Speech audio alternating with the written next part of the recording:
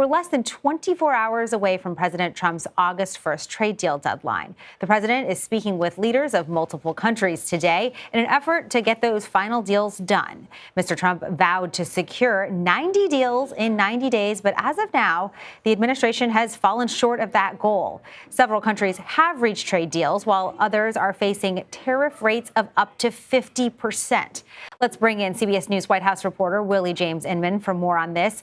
Willie, thanks for joining us. It's really the final countdown. You've had a few countries secure trade deals this week. Will we see any more last-minute agreements coming through?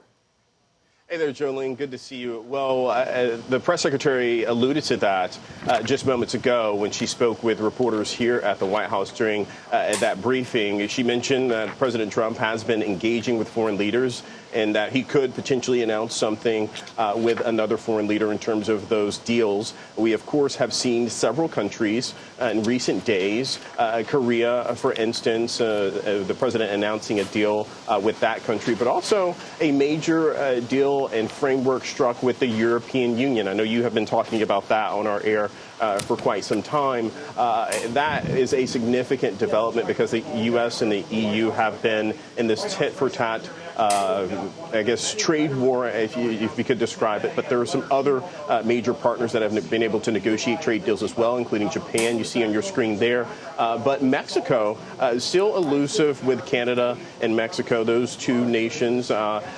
Still no major deal struck with those nations, although there was a positive development on the side of Mexico. Things are being extended for 90 days after a conversation between the president of Mexico and President Trump today, which seems to be a positive development for this White House, Jolene.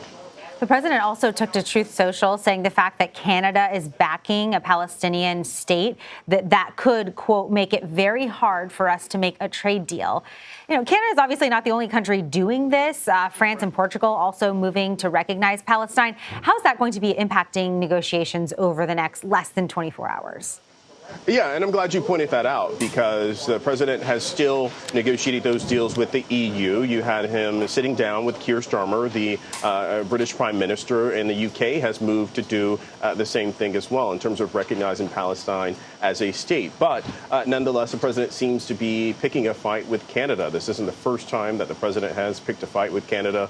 Previously, the Canadian government's decision to charge a tax on digital services led to a breakdown of trade negotiations between the U.S. and Canada, but they backed off of that tax, and so you had those conversations continue. But it's anyone's guess in terms of what will happen next between the U.S. and Canada trade relationship. We know there has been some tension growing there, but still, nonetheless, there is a major amount of trade between the U.S. and Canada. You have vehicles, for instance, lumber coming from the Canadian side, energy as well. So a lot of goods and services affected on each side of the border.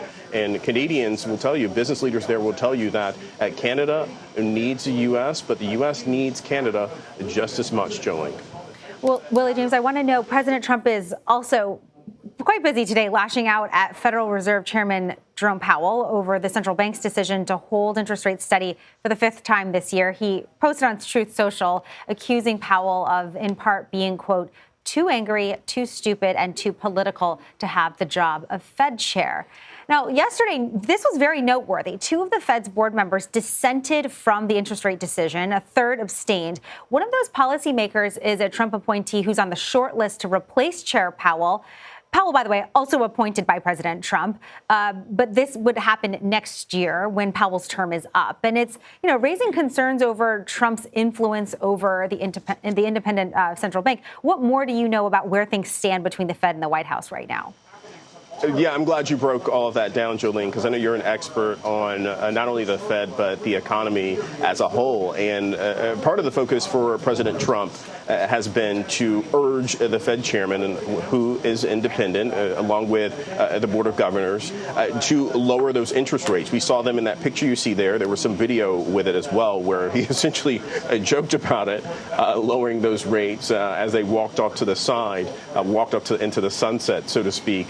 But the president has still continued to bring up that pressure on Jerome Powell to compel him to lower those interest rates. We saw yesterday, this isn't what the president would have wanted, for rates to stay steady, stay the same. It's anyone's guess in terms of what happens at the next Fed meeting, but President Trump has consistently been on the forefront criticizing Powell, urging him to lower those rates, but other White House officials have been as well. So it's perhaps no surprise to see that Truth Social post that we saw there, Jolene. Well, we're tracking the CME Fed Watch tool, and we do have higher expectations of a rate cut come September, but we'll see what happens. Willie James Inman at the White House, thank you.